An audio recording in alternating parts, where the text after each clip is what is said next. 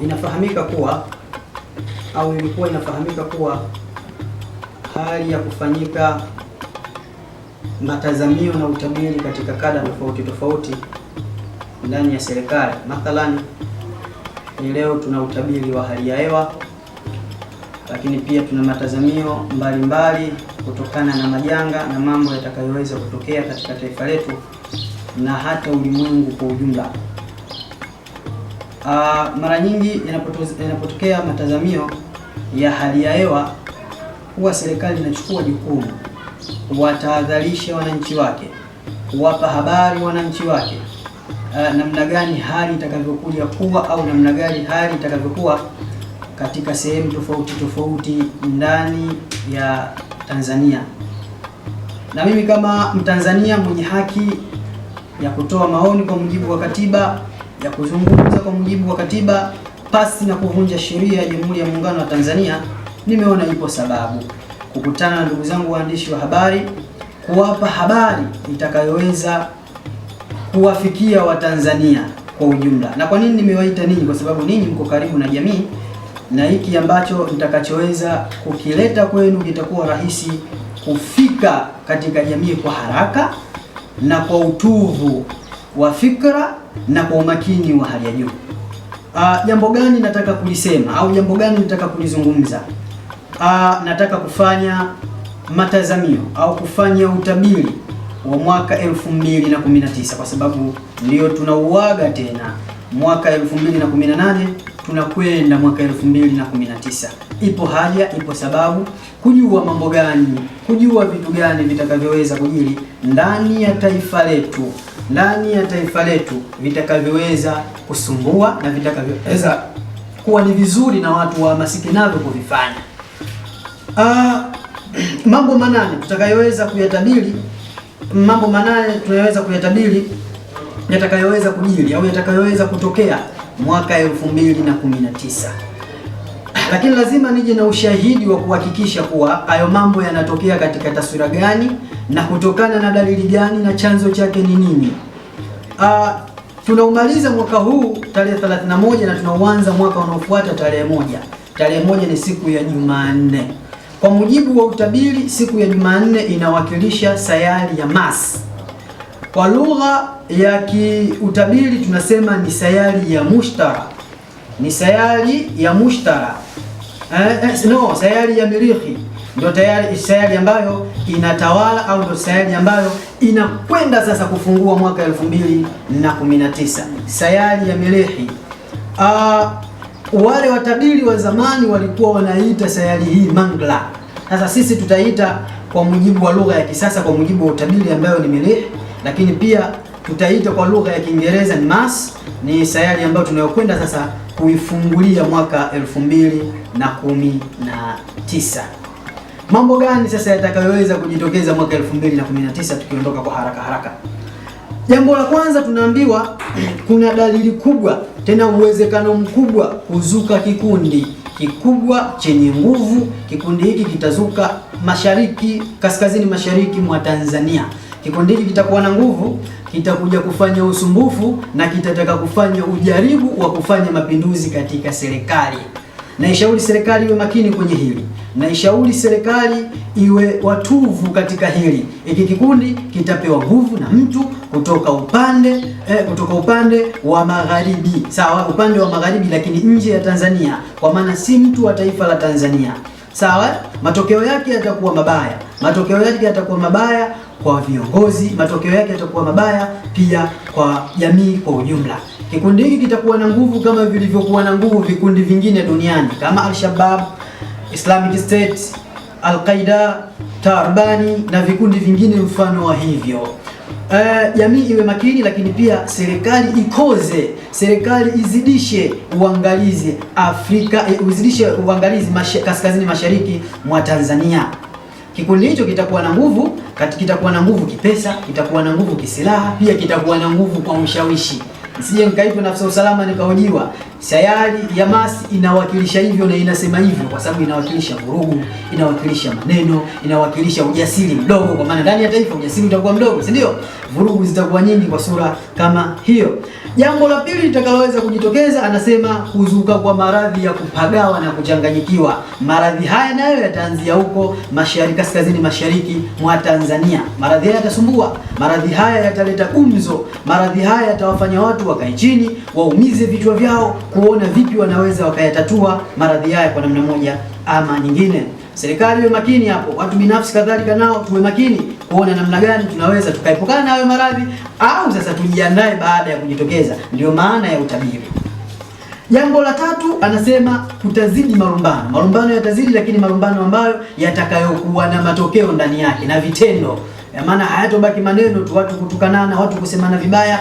Kuna mambo yatajitokeza humo, vurugu zitakazojitokeza, damu kumwagika, heka zitakuwa nyingi kwa namna moja ama nyingine. Jambo la nne, watu watageukana, watu watabadilikana, si ndio?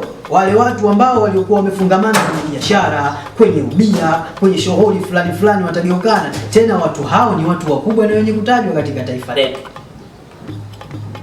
Jambo la tano, kuzuka kwa moto. Kuzuka kwa moto katika majumba ya ibada. Itazamiwe hivyo, majumba ya ibada, mioto itazuka kutoka huko. Habari za mwaka 2019 hizo, watu wazitie akilini na ziwe makini katika akili zao, wazipitishe mara kwa mara. Lakini jambo la sita, kupoteza mzee mwenye kutajwa katika taifa letu. Tutapoteza mzee mwenye kutajwa katika taifa letu. Mzee hana muda mrefu tena, huenda mwanzo wa mwaka au katikati ya mwaka tukampoteza wewe mzee. Muona habari hizo, mambo ya sayari tunayoanza nayo, sayari ya Mars au Mirihi, wengine wanaita Mangla, zinaleta hizo habari. Jambo la saba, anasema waliokuwa juu watashuka. Wale waliokuwa juu watashuka na wale waliokuwa chini watapanda. Na maana wale watu ambao walikuwa wenye kutajwa katika kada tofauti katika siasa, katika sanaa, katika burudani, katika michezo watashuka, alafu watakuja kuchipukia watu wadogo wasiotazamika kuchipukia. Watachipukia watu kwa namna moja ama nyingine, watafanya mapinduzi ya nafasi, watafanya mapinduzi ya umaarufu. Jambo la nane ambalo ni jambo la mwisho, anasema mwaka huu utakuwa mwaka wa pesa nyingi lakini zisizokuwa na natija. Pesa ambazo zitawafanya watu wasafiri nazo, au iwe sehemu tu ya kutatulia matatizo lakini si sehemu ya kuburudika nazo kwa namna moja ama nyingine. Haya mambo yazingatiwe na yatazamwe kwa jicho la tatu.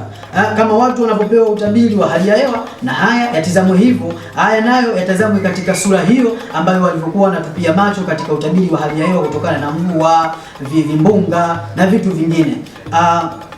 Kwa ufupi, nadhani haya mambo ndiyo yatakayoweza kujiri, mambo makubwa yatakayoweza kujiri katika taifa letu mwaka 2019. Angalizo, wapo watu wanakopi hizi kazi, wanasema kuwa ni kazi zao, lakini utabiri wa mwaka 2019 kitaifa na ufanya mimi tabibu mtabiri Jongo ambaye ninatokea Morogoro. Makazi yangu makubwa ni Kionda, sehemu yangu ya kazi ni Chamwino, na napenda niweke mawasiliano chini kwa sababu zifuatazo. Watu wanaweza kaja kuweka mawasiliano yao na wakapotezwa. Namba zangu za simu 0672 3179 89, 0684 135504. Lakini kwa wale wanaohitaji ushauri wa kinyota, kwa mujibu wanataka kujua nyota zao, wanakumbuka tarehe zao za kuzaliwa lakini hawajui nyota zao, vipi waishi kwa mujibu wa nyota zao kwa ajili ya kupata mafanikio, kwa ajili ya kufanya mapinduzi katika biashara zao na kazi zao, hawana sababu ya kuanza kuchoma dawa. Kwanza wapate ushauri wa kinyota, vipi waishi, vipi wabadilishe mifumo yao ya maisha, vipi waendeshe maisha yao kwa namna moja ama nyingine. Wanaweza wakanitafuta kwa mawasiliano hayo, na kupata ushauri wa kinyota ni bure kwangu. Kwa haya machache, labda nitupe maswali kwa waandishi wa habari. Kama kuna maswali mnaweza mkaniuliza. Labda utabiri huu haukuweza kutoa angalizo labda au kutabiri ni kwa namna gani, kwa sababu kwa kipindi kirefu tumekuwa tukishuhudia matatizo mbalimbali yanawapata wenzetu wenye ulemavu wa ngozi, kwa maana ya ualbino. Utabiri huu haujaangazia labda kama kuchukua tahadhari au kama kuna chochote juu ya wenzetu hao? Utabiri kwa kuwa nafanya mtu mwenye ualbino, sisemi nifanye utabiri unaohusu watu wenye ualbino. Nimezungumzia majanga. Haya majanga yakitokea hayamgusi mtu mweusi mwenye rangi nyeusi au mtu mwenye ualbino, yatakuwa yenye kuenea katika jamii. Kwa hiyo hata wale watu wenye ualbino watakutana na haya majanga. Kama zimetokea vurugu, hawatobaki nao. Kama yametokea maradhi, hawatobaki nao. Kama mtu aliingia ubia, mtu mwenye ualbino na mtu mwingine mweusi tu akaingia ubia, wakaingia ubia, wakija kugeukana, ndio kuna masuala ya watu wenye ualbino. Au ulikuwa unakusudia nini kwenye hilo? Kwa hiyo hiyo ndio tafsiri jumuishi ya utabiri wa mwaka 2019. Haujagusa sehemu fulani kwa kuwa anafanya utabiri mtu fulani. Ndio maana Sheikh Yahya Hussein alikuwa anafanya utabiri, lakini alikuwa afanyii utabiri mashehe, alikuwa anafanya utabiri katika jamii kwa ujumla. Lakini utabiri wa hali ya hewa kwa mfano, wao wanatuambia labda kuanzia tarehe 25 mwezi wa kwanza mvua zitakuwa nyingi sana, labda katika mikoa fulani au ukanda fulani, na wanatoa angalizo. Wale walioko kwenye mabonde ni vyema zaidi wakahama, au wale wanaopita njia za kwenye mabonde ni vyema kuanzia tarehe hizo wasipite. Labda wewe utabiri hujatuambia labda serikali au taifa linaweza ikachukua tahadhari gani katika kuhakikisha hayo mambo, labda kama si kuzuia basi ni sehemu ya kwanza tulizungumzia kuzuka kwa kikundi kitakachoweza kuja kuleta tafulani katika taifa letu, kitakachotokea kaskazini mashariki mwa Tanzania.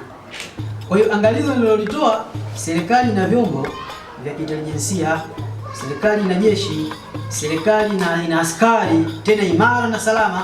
Kwa hiyo watupe macho kwenye engo ambayo mimi nimeizungumza, ni sehemu ya uangalizi.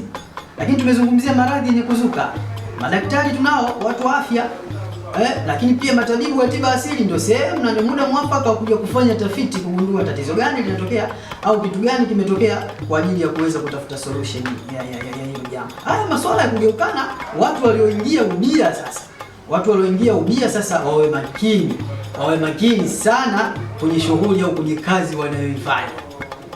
Hii sio mtu na mtu, inawezekana mtu na timu au mtu na shirika. Watu watakuja kugeukana, kubadilika, mambo yatakuja kuwa mazito kwa kweli, si ndio? Kwa hiyo watu wawe makini kwenye hilo. Kwa baada ya kupata utabiri, ndio maana tunasema utabiri ni tiba. Baada ya kupata utabiri, unakuwa makini na maisha yako dhidi ya lile ulilokuwa nalo huenda likatokea. Kwa hiyo unakuwa nalo makini namna gani unaweza ukaliepuka. Lakini swala la kifo, hatuwezi kuepuka kifo. Tumeambiwa kuna mtu mzima huko atatutupa mkono. Huwezi kuepuka kifo. Kifo mtu atakufa, lakini kujuzana ni muhimu. Kwa kuna 1, 2, 3 itatokea, kwa maana sije kushangaa. Watu waandae machozi maana yake, si ndio? Tuandae machozi maana tutasikitishwa na hiki kifo kitakachoweza kutokea. Si ndio? Waliokuwa juu watashuka, wafanye jitihada wasishuke sasa. Waliokuwa chini watapanda na wafanye jitihada wakutane huko juu. Kwa hiyo hayo ni maangalizo tu na kuona namna gani tunaweza tukatia maangalizo kama ulivyosema, au tukaweza kuwasaidia watu kama tabiri za hali ya hewa zinavyowasaidia watu kuambia watoke kwenye makorongo. Na mimi njia pekee ya kuwatoa watu kwenye makorongo ni hii.